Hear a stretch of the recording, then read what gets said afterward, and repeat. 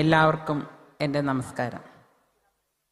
ഞാൻ ഇവിടെ വന്നപ്പോൾ സത്യം പറഞ്ഞാൽ എനിക്ക് തോന്നിയൊരു സന്തോഷം എന്താണെന്ന് വെച്ചാൽ, ഞാൻ തിരിഞ്ഞു നോക്കിയപ്പോൾ അവിടെ വനിതകളുണ്ട്, വലത്തോട്ട് നോക്കിയപ്പോൾ അവിടെയും വനിതകളുണ്ട്. പക്ഷേ ഇത്രയും കാലം കോൺഗ്രസ് പാർട്ടിയിൽ ഒരു വനിതേനെ നിങ്ങൾ മുമ്പിൽ കണ്ടിട്ടുണ്ടോ? കെ കരുണാകരൻ്റെ മകളായതുകൊണ്ട് രണ്ടാം നിരയിൽ ഒരു മൂലയ്ക്ക് കസേര ഇട്ട് തരും.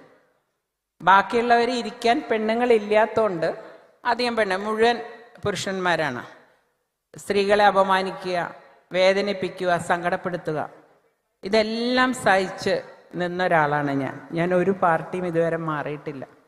പക്ഷേ ഞാൻ എല്ലാ പാർട്ടികളെ പറ്റിയും പഠിക്കുന്ന ഒരാളാണ്.